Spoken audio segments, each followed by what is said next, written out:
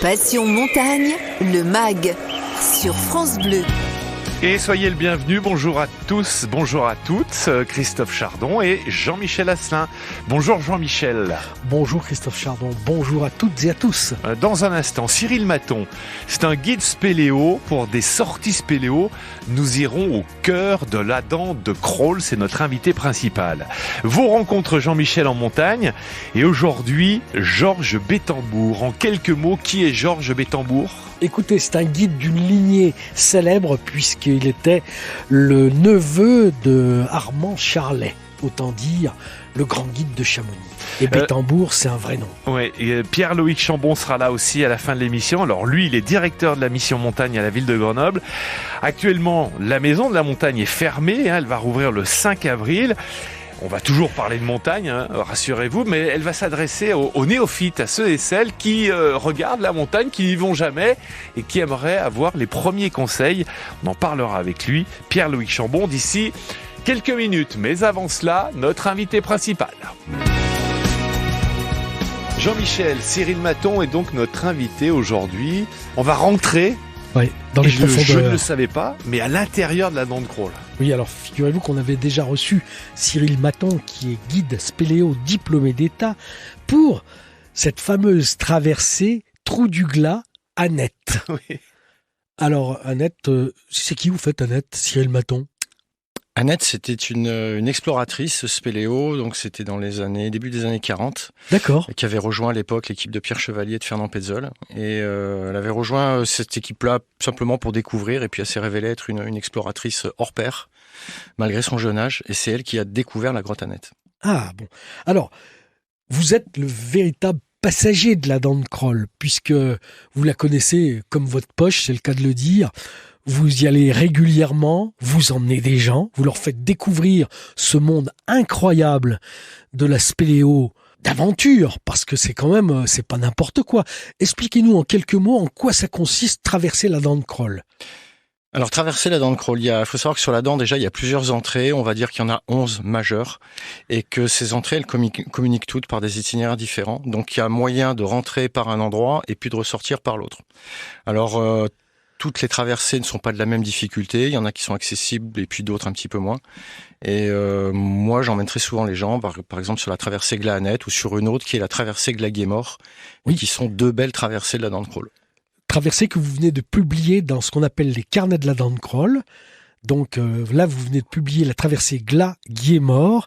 Alors, ça consiste en quoi une traversée ? C'est-à-dire qu'on on se balade ou on est avec des cordes comme des alpinistes, on tire des rappels, qu'est-ce qu'on fait ?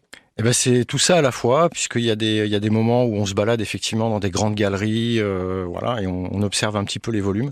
Et puis il y a aussi des passages sur cordes, de main courante, des descentes de puits, de la remontée de puits aussi. Et donc là, ça nécessite du matériel spécifique et puis aussi des techniques propres à la spéléo et qu'on apprend en situation, ce qui veut dire que même des gens qui n'ont jamais pratiqué peuvent réaliser ça. Ah oui, je voulais dire par là que moi, même si je suis complètement ignare des techniques de corde, je peux aller avec vous et vous allez me montrer comment on se sert d'un descendeur et tout ça. C'est pas très compliqué. Non, c'est pas très compliqué, puis surtout ça peut s'apprendre en situation. Donc voilà, donc si vous venez, c'est ce qu'on va faire. Je vais vous expliquer comment ça marche et puis vous allez pouvoir le faire. Ouais. Voilà. L'entrée de la balade, j'ai envie de dire, elle est sur le chemin. Oui. Quand on monte au sommet de l'Addan de Crolles, alors non pas par le côté droit, mais par le côté gauche, le chemin normal, j'ai envie de dire, l'entrée de la spéléo, elle est là. Alors là, c'est l'entrée, donc le Trou du Glas, donc qui permet de faire donc les traversées Glas-Annette et puis Glas-Guémort. Et donc oui, c'est un porche qui est assez gros, c'est difficile de louper quand on passe devant, même si on ne sait pas qu'il est là. Ouais. Alors, on a froid en spéléo, comment ça se passe ? On est mouillé, on a des combinaisons, qu'est-ce qu'on fait ? Alors, dans le réseau de l'Addan de Crolles, c'est un réseau qui est plutôt froid, puisque c'est un réseau d'altitude. La température moyenne, elle est entre 4 et 6 degrés. On parle bien de température moyenne. Même en plein été ? Même en plein été. C'est une température qui bouge quasiment pas toute l'année. Si on reste immobile, on a vite froid. On est vite saisi par le froid et l'humidité. Mais quand on fait, par exemple, une traversée, on est actif et donc le froid, on le ressent pas parce qu'on est en mouvement et il y a même moyen, des fois, de se mettre des bons coups de chaleur. Ouais. Cyril Maton, vous restez avec nous pour ce Passion Montagne. de la spéléologie et on en apprend tous les jours. Est-ce que vous saviez, madame, monsieur, que la dent de Crolles était un vrai gruyère? Non. Eh bien, pourquoi est-ce que c'est un vrai gruyère? Vous l'entendrez d'ici quelques instants. Passion Montagne, le MAG. Le guide spéléo Cyril Maton est avec nous. On s'intéresse à la dent de Crolles aujourd'hui, mais non pas à la surface, mais à l'intérieur de la dent de Crolles, pour les carnets de la dent de Crolles. Expliquez-nous pourquoi c'est un gruyère, cette dent de Crolles.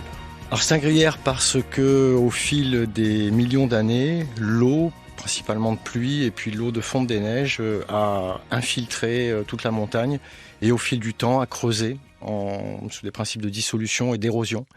Et donc, petit à petit, elle a creusé des conduits qu'elle a agrandis de par son propre passage jusqu'à arriver à des galeries gigantesques, très longues, qui se rejoignent les unes les autres et qui finissent par faire un énorme réseau souterrain. Mais alors, est-ce qu'il y a de l'eau qui court dans cette dent de Crolles? Alors, si on va sur des étages très très bas, oui, il y a un endroit qui s'appelle le collecteur, où toutes les eaux qui transitent par la montagne passe par cet endroit. C'est un endroit qui est très long, qui est magnifique aussi à visiter. Sinon, on a beaucoup de réseaux dits fossiles, c'est-à-dire que l'eau passait autrefois, mais aujourd'hui, elle ne passe plus simplement parce qu'à force de creuser, elle a trouvé un autre chemin. Donc, on ne risque pas de phénomène de crue ou d'être embêté par l'eau. Donc, vous venez de nous dire que l'eau est légèrement acide et qu'elle vient attaquer le calcaire? C'est l'expression un peu simplifiée, mais c'est un peu ça. Ouais. L'eau au contact de la roche, de l'humus, elle s'acidifie en se chargeant en CO2 et c'est ça qui la rend acide.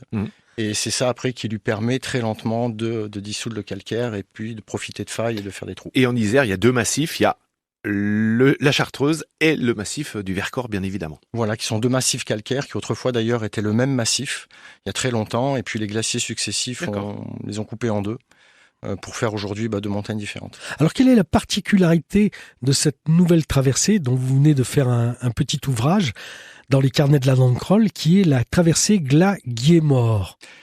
Alors déjà, Guillemort, c'est déjà un drôle de nom. Ouais, c'est un drôle de nom. C'est le nom d'une des deux rivières qui coupe la Chartreuse. Il y a le Guillemort et le Guévif. Et donc l'entrée Guillemort, c'est la source en fait de la rivière Guillemort. C'est ça le nom exact. La traversée Glas-Guillemort, déjà c'est une traversée. Ça c'est pas rien parce qu'on rentre d'un côté de la montagne et puis on sort de l'autre côté. Donc ça veut dire qu'on réussit à suivre un cheminement à l'intérieur de la roche pour faire quelque chose, pour rentrer, pour ressortir. Ensuite, cette traversée, elle est magnifique de par les paysages qu'on y rencontre, qui sont très variés, des grandes galeries, des passages un peu plus petits, des très beaux puits à descendre. Et puis, surtout, à la fin, on retrouve l'eau qui a transité dans la montagne et on la retrouve pour ces derniers instants passés dans la cavité avant qu'elle se jette vers l'extérieur et qu'elle poursuive sa route vers l'océan. Quel est le dénivelé entre le point d'entrée et le point de sortie? Il y a environ 400 mètres, à peu près, un petit peu moins, puisque le trou du Glas est à 1700 mètres et le Guillemort est à 1300 et des brouettes. Donc voilà, donc ça fait à peu près 400 mètres de dénivelé. Et vous me disiez, en préparant l'émission, quand vous voyez des randonneurs et que vous êtes à l'entrée, ils vous disent mais vous faites quoi ici? Ils le savent pas. Effectivement, c'est quelque chose qui est pas forcément très connu. Et il y a des fois des gens qui sont surpris d'apprendre qu'effectivement on peut rentrer, on peut ressortir, qu'il y a à peu près 70 km de galeries connues à l'intérieur de la montagne. C'est ça. Voilà, donc c'est aussi une information à faire passer parce que c'est intéressant de savoir que on a ce genre de choses chez nous. Ouais. Cyril Maton, guide spéléo pour les carnets de la dent de Crolles, fascicule à découvrir en tout cas. Et on continue de parler de cette dent de Crolles, de ces passages un petit peu périlleux pour certains, de ces galeries à l'intérieur de la dent de Crolles dans ce massif calcaire. Mais avant cela, Jean-Michel, vous nous brossez le portrait de Cyril Maton, notre invité du jour, guide spéléo. Eh oui, alors Cyril Maton, vous êtes né dans le Val d'Oise en 1968.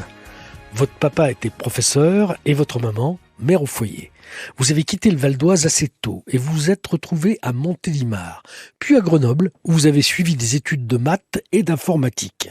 C'est à cette époque, alors que vous étiez déjà passionné de montagne, qu'un ami vous a offert pour votre anniversaire un cadeau original, une plongée au centre de la Terre. Cet ami était spéléo et c'est avec lui que vous avez connu votre première exploration sous terre. Ce fut le coup de foudre. Pendant 25 ans, vous allez exercer le métier d'informaticien. Puis un jour, dans le cadre d'une reconversion professionnelle, votre décision est prise. De votre passion pour la spéléo, vous allez en faire un métier passion. Vous aimez dire que ce jour-là, vous avez basculé dans un autre monde, que vous avez recommencé une autre histoire de votre vie. Alors après une solide formation, vous êtes devenu guide spéléo diplômé d'État, vocation et métier vont alors de pair, et vous voilà accompagnant des clients dans les profondeurs d'un massif qui vous est cher, le massif de Chartreuse.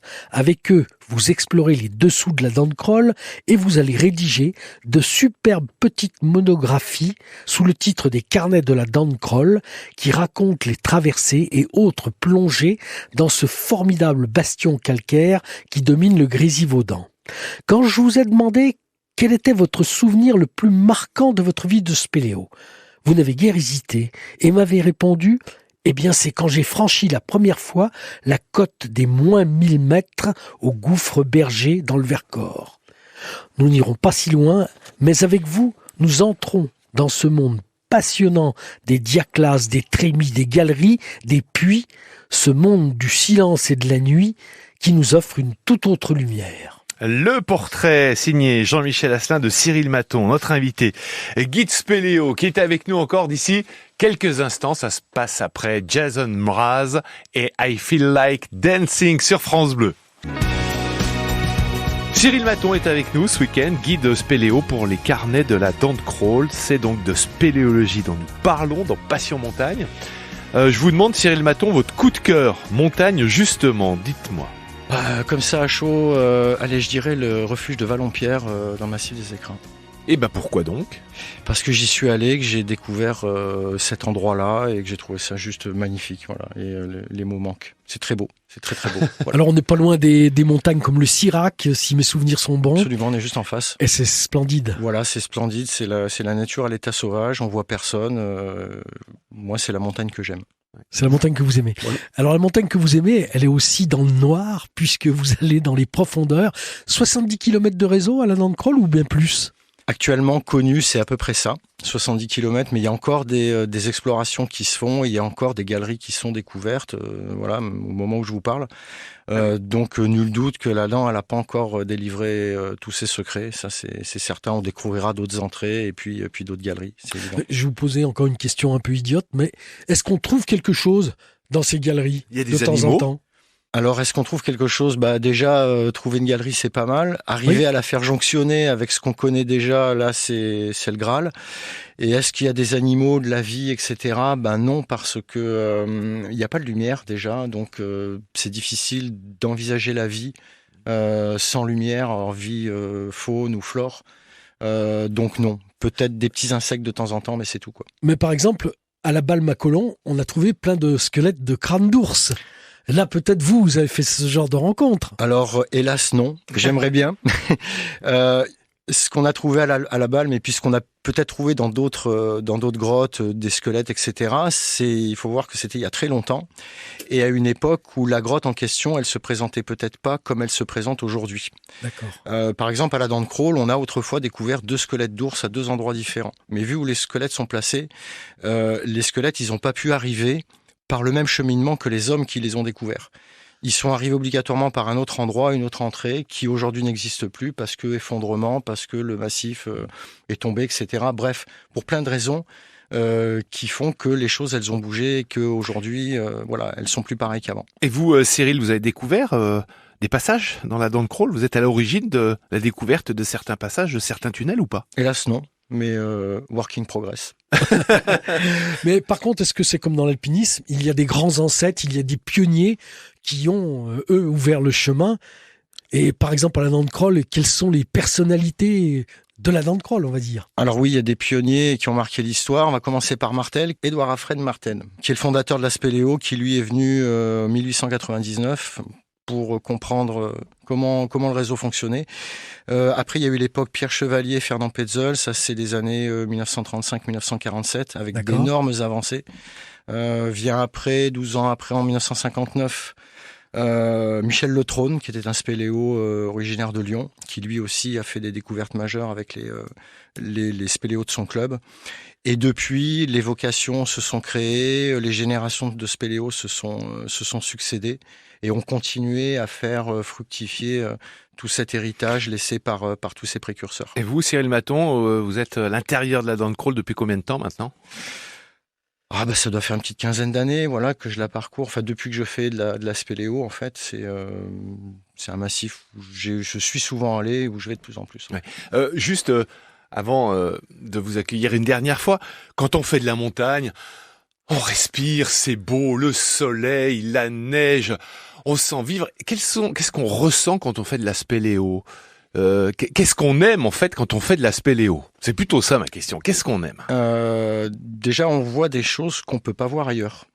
Il y a que quand on est sous terre qu'on peut voir l'environnement souterrain. C'est un environnement qui est unique, atypique. Donc, suivant les personnes, ça incite à se poser des questions. Comment tout ceci s'est construit ? Quel âge ça a ? On raisonne à l'échelle de la Terre.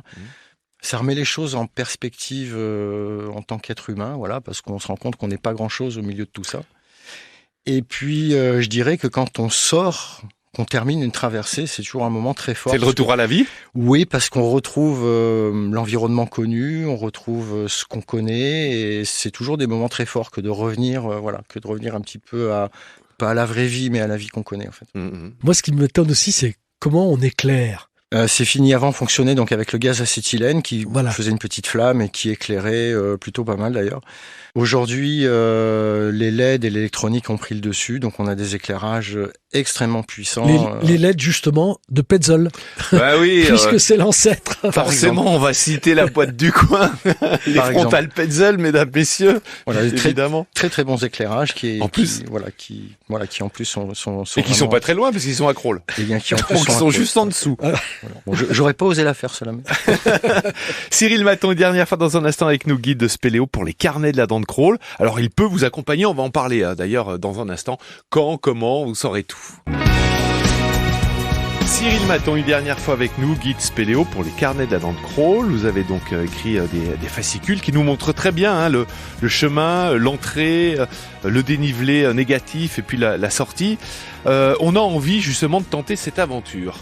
C'est de quelle date à quelle date ?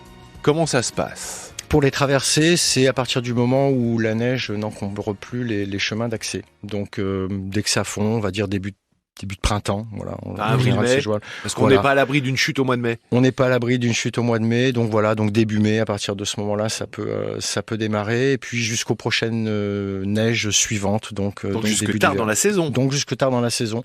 Tout dépend après de quand la neige tombe en hiver, est-ce que c'est novembre, décembre, plus tard, voilà. Je viens avec quoi ? Mes habits, vous fournissez, comment ça se passe ? Vous allez venir avec quelques effets personnels, histoire de pas avoir froid, mais sinon je vous fournis tout le matériel, les combinaisons, les casques, les baudriers, les cordes, tout le matériel spécifique spéléo, ça vous avez pas à vous en occuper. Et à partir de quel âge, Cyril ? Ça va dépendre des sorties. Les sorties découvertes, ça peut être pour des jeunes enfants, 5-6 ans, pourquoi pas. Ah oui. Pour des traversées, faut attendre un petit peu parce que c'est quand même des sorties qui sont exigeantes. Et puis aussi, il peut y avoir un problème de taille physique pour atteindre certaines mains courantes. Donc voilà, faut avoir un petit peu une stature adulte. Vos clients sont quoi, des alpinistes, des randonneurs ou pas du tout ? Il peut y avoir, ce sont surtout des gens qui ont envie de découvrir la spéléo. En général, ils en ont jamais fait, mais ils sont sportifs, ils aiment la montagne, et puis ils aiment surtout vivre des aventures. Ouais. Donc voilà, c'est ce qu'ils recherchent, une journée d'aventure, une journée atypique dans un environnement qu'ils connaissent pas. Ouais. Et en plus, avec l'idée éventuellement de traverser une montagne, rentrer d'un côté, de sortir de l'autre. Ouais, non, donc tout génial, ça fait ça fait une belle journée en perspective. Ouais, dans le crawl. Donc on emporte la doudoune avec nous, même en plein été, on est bien d'accord ? On peut, si vraiment on a peur d'avoir froid, mais en général, on n'a pas froid. On va avoir froid au moment où on s'arrête pour manger, au bout de 10-12 minutes, voilà, on va commencer à sentir qu'il faut se remettre en mouvement. C'est tout. Mais après, on se remet en mouvement et tout va bien, quoi. Et le plus bel endroit de cette belle chevauchée interne de la dent de crawl, il se trouve où ? Ça c'est subjectif. C'est compliqué. Moi, je trouve que le plus bel endroit de la dent de crawl, c'est un endroit qu'on appelle le collecteur, justement. C'est là où toutes les eaux transitent. Parce que c'est vivant, parce que c'est encore en train d'être creusé par l'eau qui passe au fil des mois, au fil des années. Et l'eau, elle est bonne à boire, là ? Non. Si on avait que ça, pourquoi pas, mais sinon, vaut mieux emmener sa petite gourde quand même, quoi. On ne connaissait pas forcément, hein, et Cyril a éclairé nos lanternes justement sur la dent de crawl qu'on voit d'extérieur et qu'on adore randonner. Mais à l'intérieur, il se passe plein de choses aussi grâce à ces massifs calcaires que sont la Chartreuse et bien sûr le massif du Vercors. Pourquoi, Cyril Maton, ne pas relancer cette idée folle qui avait eu lieu quelquefois, qui s'appelait le Paris-Dakar et qui consistait à faire de l'escalade sur la dent de crawl, de la spéléo et du parapente. Tout ça dans la même journée. Et pourquoi pas? Pourquoi pas? Allons-y. Il faudrait que je sollicite les collègues moniteurs sur ces activités-là, mais pourquoi pas, ouais. Ça serait pas mal. super. Merci en tout cas Cyril Maton. Ces deux guides, les carnets de la dent de crawl, où est-ce qu'on les trouve? C'est important aussi de le signaler. On les trouve sur Amazon. D'accord, vous tapez les carnets de la dent de crawl Voilà. et vous tombez dessus.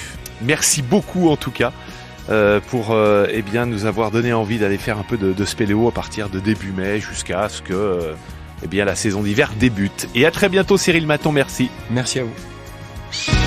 Passion montagne, le MAG sur France Bleu. Allez, tous à faire de la spéléo dans la dent de crawl dans les semaines et les mois à venir.